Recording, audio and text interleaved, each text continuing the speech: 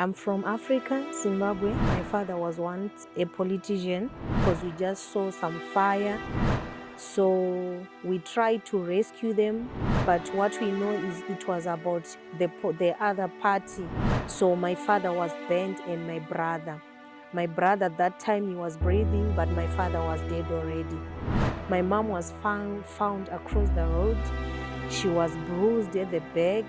She was bleeding in the head. There was blood all over her body. Antineri Canada Reels, connecting the diaspora, empowering narratives. Hi, Auntie Nyarazzo, how are you? Oh, hi, Nancy. It's unfortunate you went through all this hard situation, and it's very painful. And I must say, in most cases we hear these stories, we only see them in the movies. And I never knew that I would meet someone who has gone such a tough moment like this. And I'm very sorry to hear that. Hello, our audience. This is Nyaradzo Mtsauri, and welcome to our show, Antinyari Show, where we discuss about real life in the diaspora, especially here in Canada.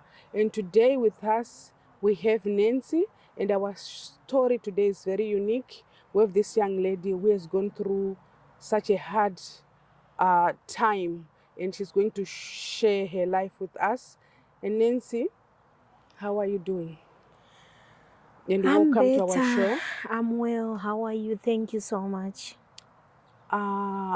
May you walk us through your journey from when you came to Canada, take us back home to this moment from when till you came here to Canada. So, I was born in a family of 6. I'm from Africa, Zimbabwe. Then I used to stay with my family, and it happened that, the political issues. My father was once a politician. So it happened that my mom was against it, but my father didn't listen. So it happened that the opposition party, they invaded in our house one night when we were sleeping. So it's like we're having 2-roomed house and another house which wasn't unfinished. So my father was sleeping with my young brother because it was the rainy season. So we don't know what happened actually because we just saw some fire coming out of the house. So we tried to rescue them, but what we know is it was about the other party, like the opposition party. So my father was burnt and my brother. My brother at that time, he was breathing, but my father was dead already. So when we tried to take my brother to the hospital, he was dead. He passed on the way. So it happened that it was a tragedy that happened in the place that we were staying, up until my mom, she tried to go to the lawyers after the funeral. She tried to do everything so that maybe my father was buried in peace. But it happened that the police, they never listened to my mom's story because, the police in my country, they are all politicians. So no one listened to her and all was in vain. Up until we spent 3 months after my father's burial and my brother, my mother just disappeared. So it was so hectic because as kids at that time, we couldn't do anything. We tried to talk to the siblings, but when you are poor, no one will listen to you. We were the purest, like in other families of where my mom was born and my father was born. So my mom's disappearance, it really touched us. Up until after 3 weeks of her disappearance, my mom was found across the road. She was bruised at the back. She was bleeding in the head. There was blood all over her body. So we don't even know what happened. We don't know, maybe because she wanted the truth about how my father was Was killed. killed. So we thought maybe those people, when they heard that my mom wanted justice, they killed her also. It was painful, Auntie Nyaradzo, that I lost my father. And then within 3 months in the course, my mom died. Oh, I understand. It was painful, and at that time, we were taken by one uncle who was also a politician, but he never liked us. So to him, we were like the housemaids, and my brothers were working for him. Like in the farm, would go like early in the morning, you go to the farm, you come back, you do anything. Up until we joined one church. From that church, that's where one person was just touched with our story, and she tried to help us. So we had to escape from my uncle's homestead. We had to go to South Africa. When we get to South Africa, we thought life was gonna be easy, because at that time I met one guy and I got married. I had my 2 kids. So at that time again, with my other brothers that I came with, I lost a sister. My sister was back home by that time. It was me and my brother who were taken to South Africa. Then when we get to South Africa, I had to stay there. I had to start studying. I was a teacher back home. Everything was better. Then later on, South Africa, it's a country full of xenophobia. It started again that my brother was making money because he was a hardworking man. And the people from South Africa, they didn't like it. They were like, "You're taking our jobs." So they were after him. It was so sad again that my brother was killed in my eyes. He was shot dead. Everything started not to make sense, especially about life. Because that's when I lost most of my siblings. My family had all gone. I didn't have a choice. Because of now, South Africa is now kind of different. We were retrenched from work. They were saying foreigners must go back to their countries. Now that I didn't have a place to go in Africa, the homestead was banned. No mom, no father, no whoever. I had to think of relocating. But I tried to look for a visa for America. Luckily, I got a visa for America. When I get to America, I tried to work. But one thing was so different. They wanted a work permit, which I never get. They were just keeping us like in the homes. You just go and work, but you don't do anything. You don't have to go to the shops because you'll be afraid because the visas were expired. So you have to stay in the house. You can't go anywhere. And fear of detention. That's when I thought of coming to Canada. That's why I'm here. Oh, I'm very sorry to hear your story. You know what? I don't know what to say. I'm short of words and I'm really very sorry. That's all I can say. May God comfort you. I don't know what to say anymore regarding your loss because you have lost a lot. You have lost it too much. The grief, I understand, is very tough for you. And I understand a few months ago when you are in Canada now, I heard that you also lost your sister back home. Was she the only sibling left back home? Yes, when I went to South Africa, like I said, I left my sister.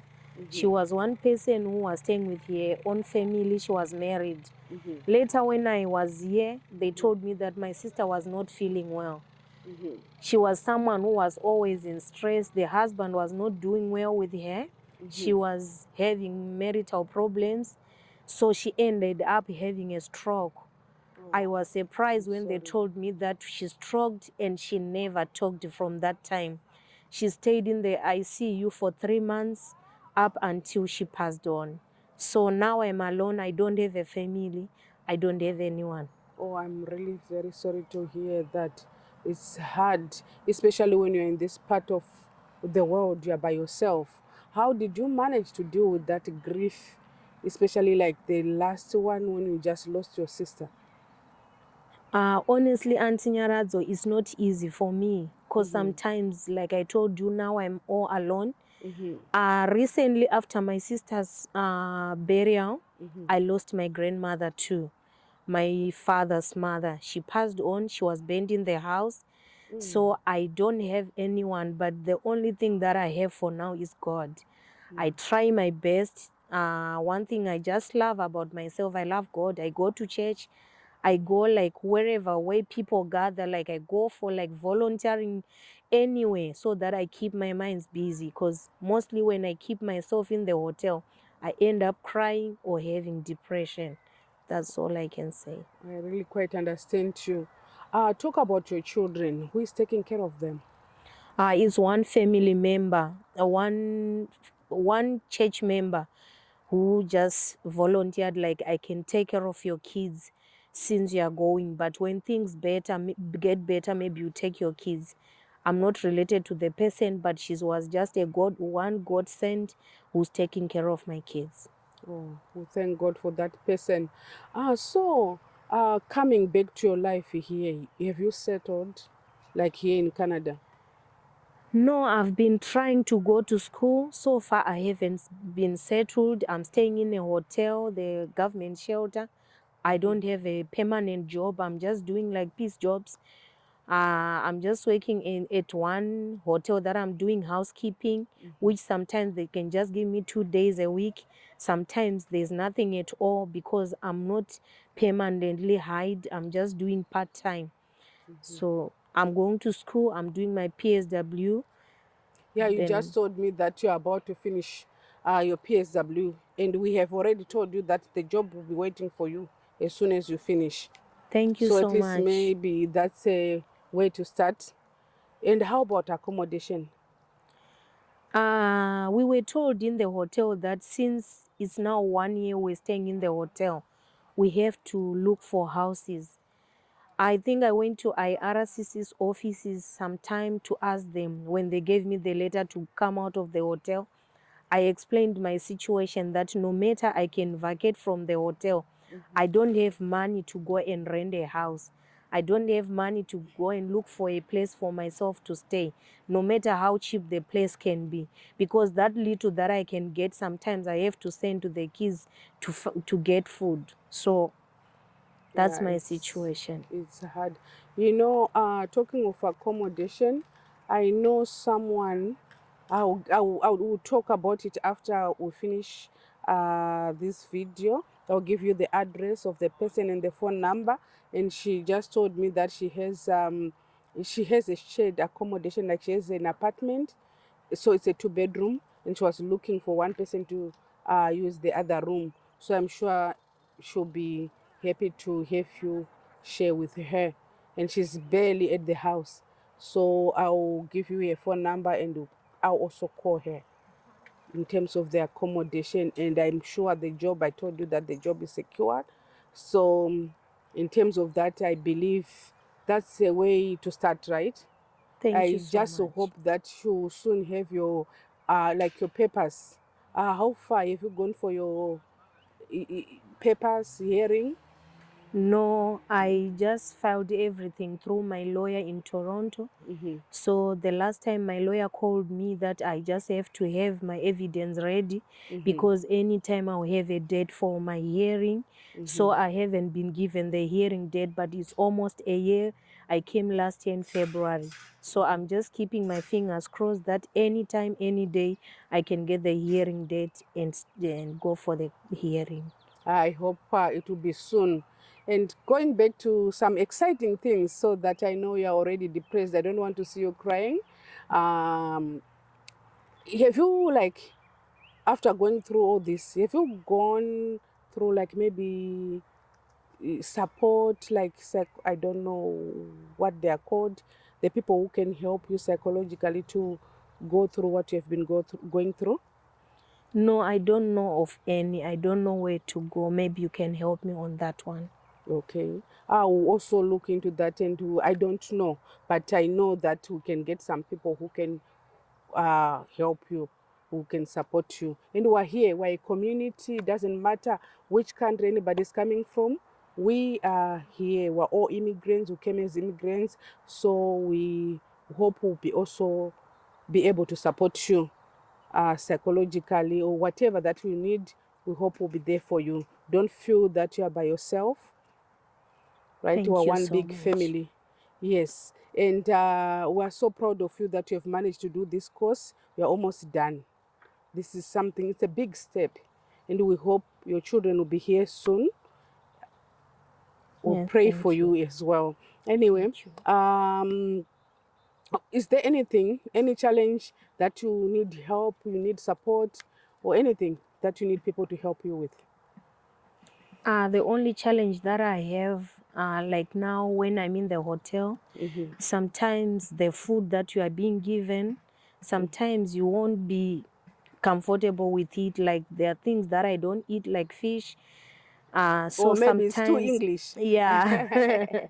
So sometimes you end up like sleeping without eating because of the food that you'll be given, and you are not given a choice to choose. So that's the only challenge I have for now. And like they used to give us sanitary pads, they used to give us lotions and everything, but they stopped. So Oh, so you can't sometimes, even have those like sanitary pads? yes, sometimes you Oh. don't have them because of the little man that you have. Like I told you that sometimes you don't go to work, there are no shifts, so you end up not having the money to buy, because even for the social assistance they were giving me money, they stopped. So We'll see how we can also help you. And we hope even the people seeing this video will be able to listen to your story. And I hope it's going to touch a lot of people and you get help. I know for sure you get help. But number one, I need to hear from you is you are out of that shelter and you're going to start work soon. In thank 2 you so weeks, you should be much. having a job. Thank you so much. Yeah. So on a lighter one, Nancy, how has the weather been treating you? When I came the first time I came in Canada, it was very weird for me because it was time for snow. And it was my first time to see the snow. It was my first time to feel that cold. It was different from what I knew or what I know about. And I had a severe flu, headaches and everything. But the time that we came at the hotel, we given one address to go and take some jackets. It was for refugees to go and take some jackets and some winter stuff. So it really helped me. I don't want to lie, that was better. Then about the summer, I enjoyed the summer. Everything is good. Oh, that's good. Okay. And people here are very kind, you know. Yes. Yeah, they are always, you know.